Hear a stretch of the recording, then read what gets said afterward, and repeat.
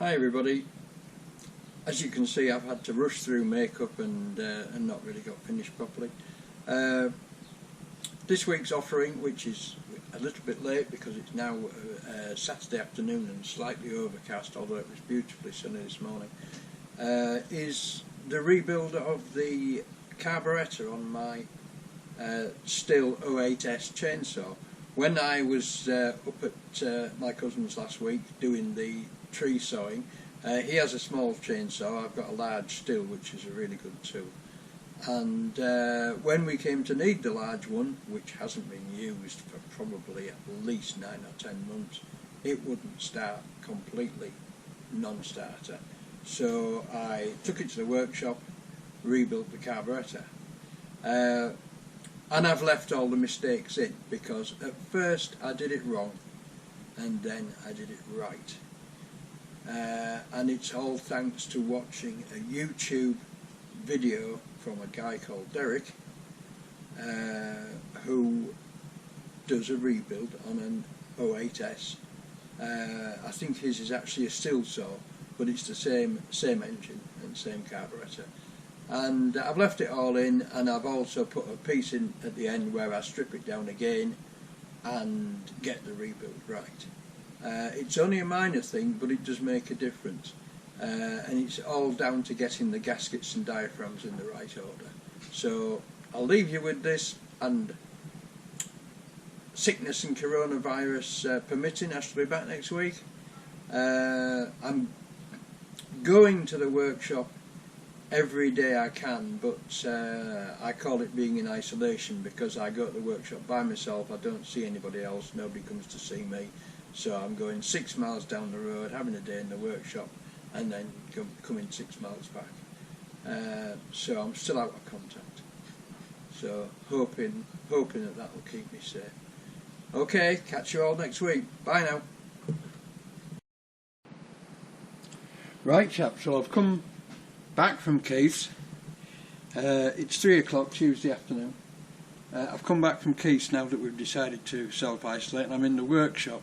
And the first job I'm going to do is get my chainsaw going, because we have discovered that we have another tree down that we hadn't noticed before, that now needs cutting up. It's only an old elder, but it's come crashing down and it needs dealing with.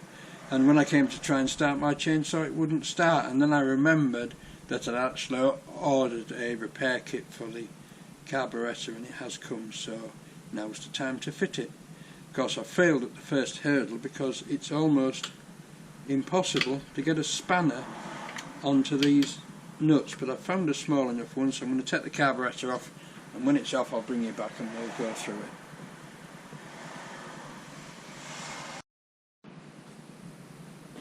Right, chaps, after a bit of a wrestle I got it off.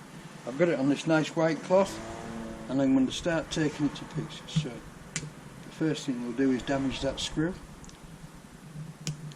and then we'll get it off properly.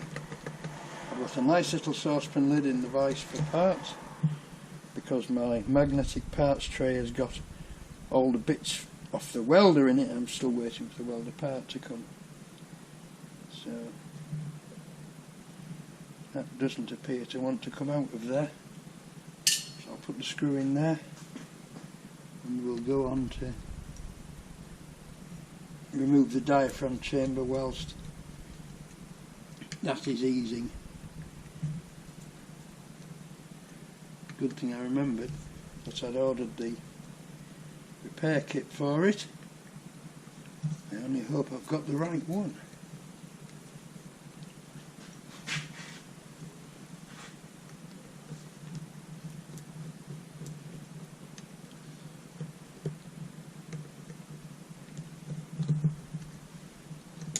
Itself. Yes, that's popped out now.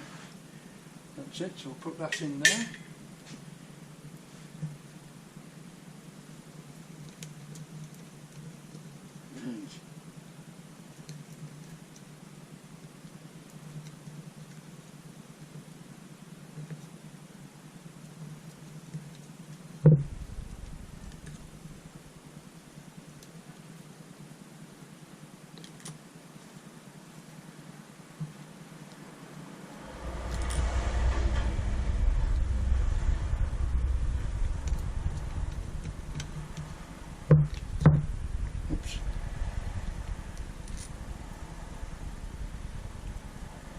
Right, they're all the same length, so no problem there.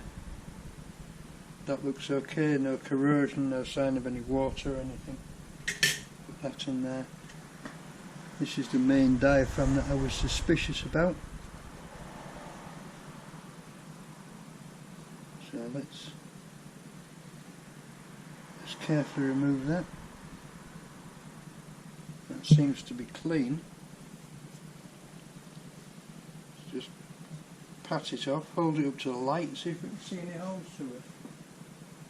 No. Right, let's see if we've got the correct repair kit. Oh. Well, maybe we have. Oh yes, it looks. Yeah, no, it looks right. It looks right.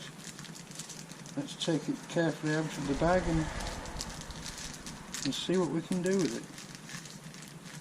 I'll get this unpacked and come back to you. Right chaps, well this is the correct diaphragm kit. I've just taken the secondary chamber off and I've realised that this is the one that I thought was damaged, and it certainly looks a bit like it's done quite a few years work, so I'm going to carefully peel that off. This is a gasket around the edge of it.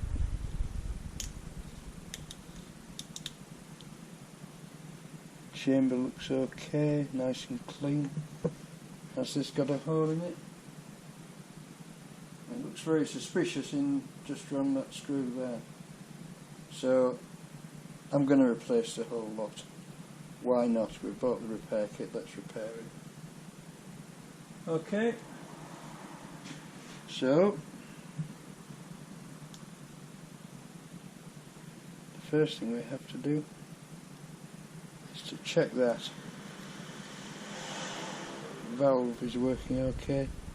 Right, I'm going to have a clean down and a blowout, and then I'll come back to you just as we put it together. I noticed that the diaphragm, the new diaphragm, is very fancy. Some sort of, I don't know, Kevlar type mesh. Who knows? Okay, come back to you in a minute.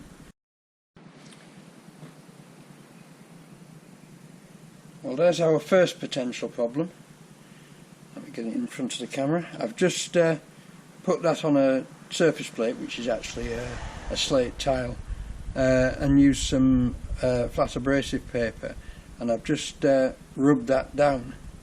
There was a large area here where it wasn't making contact, and also a little bit here, and what happens with these is people over tighten the nuts, and it pulls the aluminium around here and round here, and the result of that is that you get a low spot here and a low spot here, and they leak.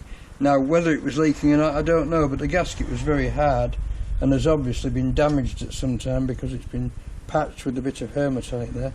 That might even have been by me, but whatever, the gasket's obviously very hard and compressed and not very nice, so I should be putting a new one on.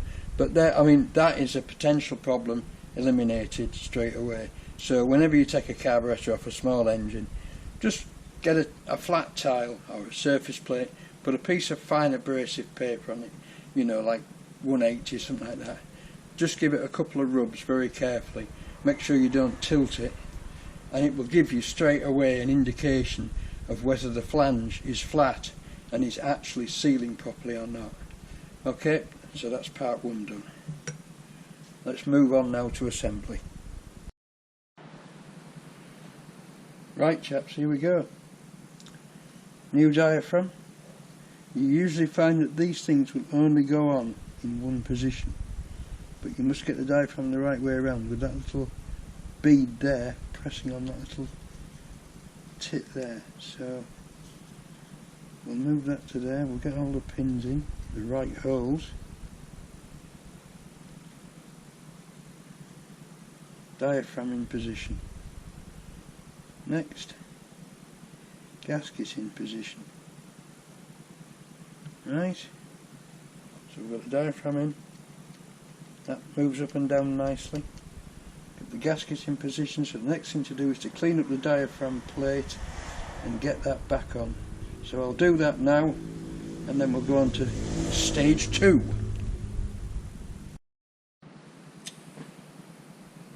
Okay chaps, so we've got the, I've just given that, if you can see that, I've just given that a brief flash on some 200-220 paper, just to check that that's fine, and it's raised a few low spots on it, but it's all covering now, so I'm going to put that back on. I've cleaned it with some spray cleaner as well, and that goes on like so. And locates like that. Right, now we need to put on the new diaphragm, which locates somewhere over like that, but not that way, surely. I'm just going to have to check this diaphragm's the correct one, and I'll get back to you. Right, that's it. So that fits onto there like that, and then on top of it we put the new gasket, not the old one, which fits onto there like that.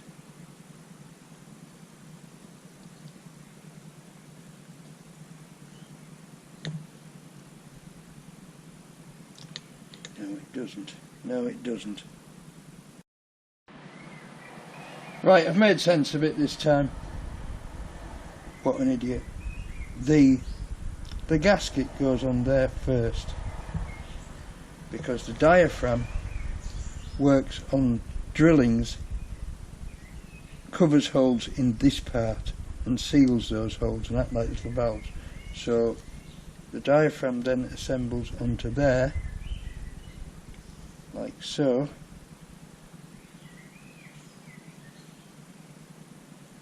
And then the top, which I've also checked and cleaned with the spray cleaner, goes onto there like so. Then we put the screws in and we reassemble it all. So there's all our old diaphragm kit. This is a filter filter chamber in there, which also can be cleaned with some nice evaporating spray. Right, I'm going to now pop the screws back in, and we should be good to go. So I'll bring you back when we're all finished. Right, one thing you have to remember is just to set the orientation of this plate right, so that the carburetor goes on and the pipe goes round onto the petrol pickup. Otherwise you'll be cursing yourself when you try and put it back together. So it sticks straight out towards the air filter. Okay, I'm going to put this back on, reassemble it, and then we'll see if it goes. Right chaps, I was just saying when I got an SD card warning and had to rejig it all. When you've got it all back together, best to take this off, have a look down the hole there with a little torch, and just check that your choke's working okay and that your throttle's working okay and that you've got it onto the pickups. And I'll continue now and I've pushed the wire back onto the stop switch, and I'll continue now and put the screws back in, and then we're finished and ready for a start. Right chaps, well it's fired a few times, but it's refusing to start, and I have a feeling that after all these years it probably needs another spark plug as well, so I'm going to order another spark plug, and we'll get back to this when the spark plug comes. So there you go. Right, it's 5:15, I'm going home. I've had enough. See you later. Right chaps, well here I am back at the workshop again, and back on the chainsaw again. I've found this wonderful website, or whatever you want to call it, called YouTube, and I found a tutorial on Stihl 08S chainsaws, and I read it and watched it and became educated and thought, have I actually done that right? Have I actually put that back together? That is, the diaphragms in the bottom in the right order. And I thought, and I'm really not sure that I have. So what I'm going to do now is I'm going to take the carburetor off again just to check it. And while I'm there, I'm going to give it a more thorough clean than I did last time, because now I've found out what the settings, the standard rebuild settings of the two jets are, which I was reluctant to remove the adjustable screws just in case I couldn't reset them properly. Now I've found out what the standard settings are. I can strip it and I can blow it all out, clean it properly. So I'm going to do that. So what I'm going to do now is take the carburetor off. It's a bit fiddly because these two 10mm nuts here and here are awkward to get to, so I'm going to do that off camera, and when I get it all in pieces I'm going to bring you back and I'll show you how to do it. And this time I'll show you how to do it the right way. See you in a bit. Right, so we've got the carburetor off again, and I'm now going to strip down this diaphragm chamber here and remove these two screws, clean all the orifices and blow it out. So I'm going to strip it now and see if I put it together right in the first place, and then I'll bring you back again. Okay? Right chaps, can you see that properly? Now what you see here, I'm hoping you can see it properly if you get it in shot. There we are. I've got this, I've got the first diaphragm the correct way around, I've got this one the wrong way around. The assembly order is gasket, diaphragm, plate, gasket, diaphragm, plate. So what I should have put on there first is the gasket, not the diaphragm, which goes on like so. So I'm now going to strip this. I'm going to remove this little valve, clean that out. I'm going to remove these two screws, blow those out, and go through the whole cleaning procedure, and when I've done that I'll bring you back again. So I had got one part of it assembled incorrectly. It goes gasket, diaphragm, plate, gasket, diaphragm, plate. Catch you later. Right, I'll just show you how to get this out. You remove the screw at the end there, which has this steel pin attached to it, and when you take it out, put your thumb over there, that comes out, and then all the mechanism comes free like that, and you can carefully lift it out. Don't lose the spring from underneath, that's most important. Okay, I'll go a bit further. Now when you take these metering needles out of the carburetor holes here, you'll notice that they're marked high and low, which is for high speed and low speed. When you remove them, there is a washer and an O-ring in the carburetor set into a recess. Make sure you get those out as well, because if you don't get them out and you blow it out with an airline, they'll disappear forever. So you've got a needle here, just get it into shot properly. You've got a needle with a washer, a spring, and an O-ring. Okay, and then keep those separate. Put the high one back in the high and the low one back in the low. So I've got a piece of cardboard with a hole in it, and I've marked it high and low. So I'll put the high through the hole that says high, and I'll take out the low one.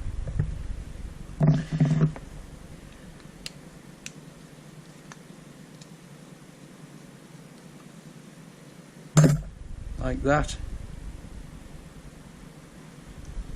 And I'll use the point of the thing just to hook out the washer.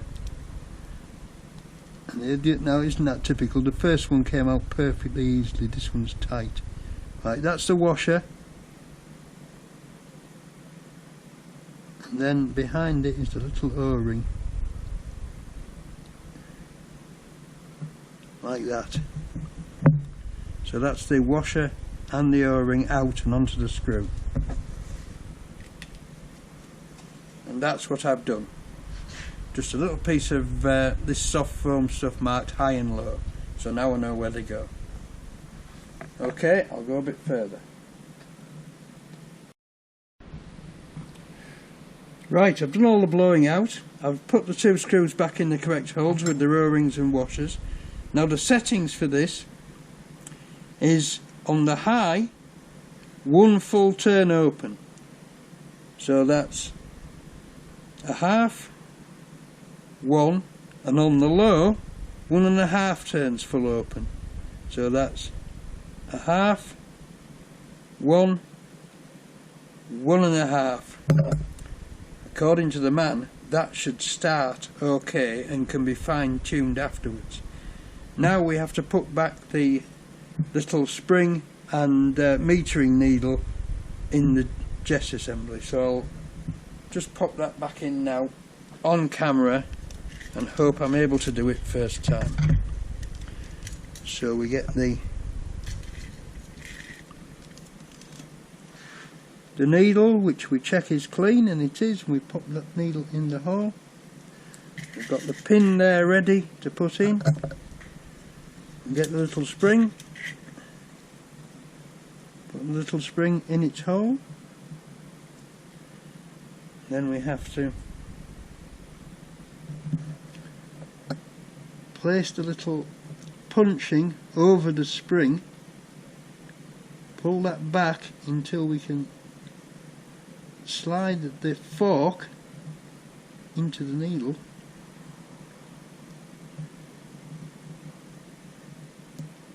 Like so. Push the whole thing down and put the pivot pin in.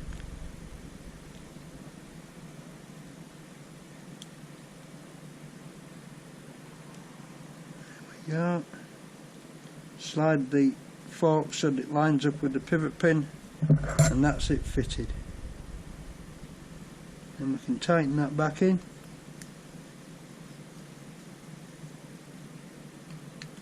Now he also mentions that this arm here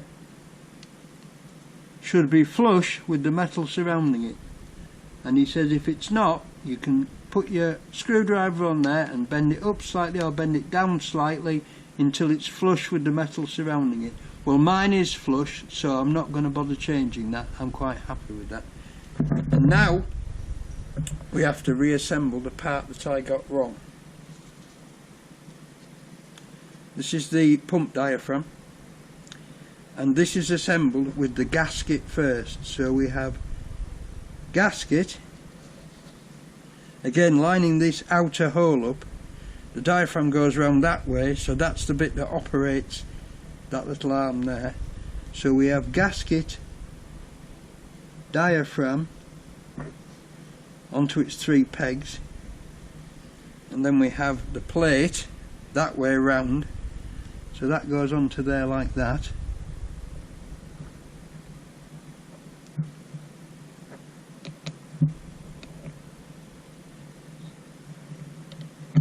Like that. And then we have gasket, and we have the second diaphragm.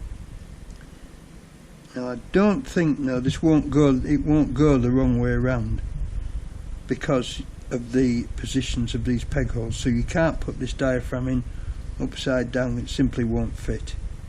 So we have gasket, diaphragm, and then the top plate, which we've previously blown out and cleaned anyway, so we know that's spotless.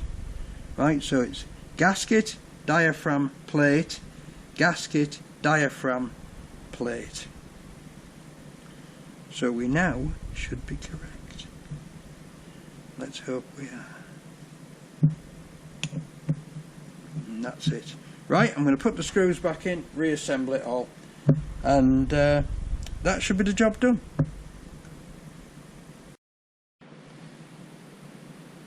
This is a bit obvious, and you probably all know this, but whenever you're tightening down a flange, any sort of joint, even cylinder heads, you always tighten opposite bolts in sequence so that you don't put any twist into the joint. So I'll tighten that one. I'm just snugging these up, and then I'll go around and tighten them finally. then that one,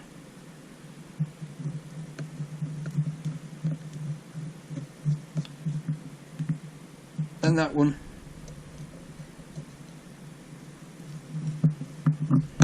and that, then that one,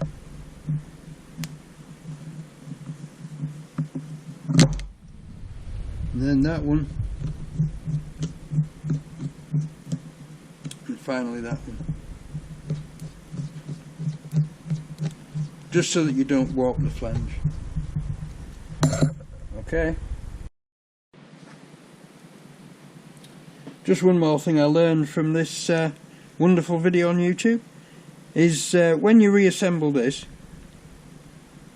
you put this outlet here, or inlet should I say, from the fuel line just opposite that drilling there, so that it's just pointing in that direction there, like that. Can you see that? Yes, you can see that, can't you?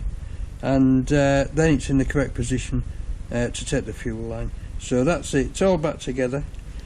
I've just had to relieve this very slightly around here so that this fits properly onto the cork gasket, because looking at this, it's probably made out of some sort of nylon-y plastic, and it looks like the fuel has swollen it very slightly, and when I was tightening the screw down you could still see the edge sticking up here, which wasn't right. So I've just gone around with some very fine sandpaper and just sanded the edge off until it fits in there just nicely. It's still a fairly firm fit, but it's gone in better now, and I've tightened it up.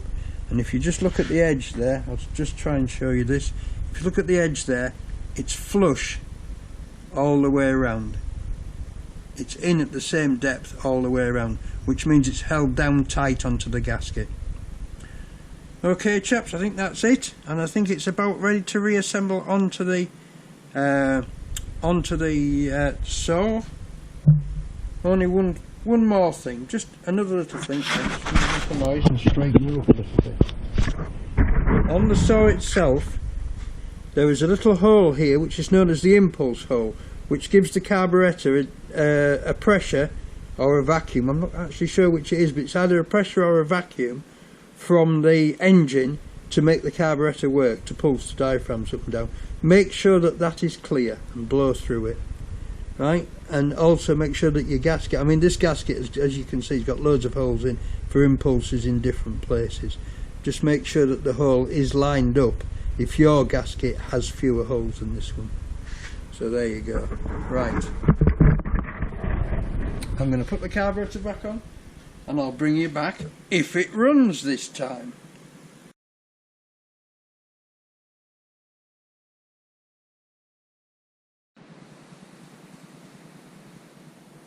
Well, there we are chaps, she's all done.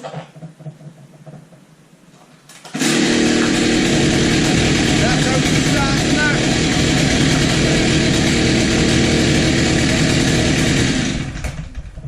I don't think you can say fairer than that, can you?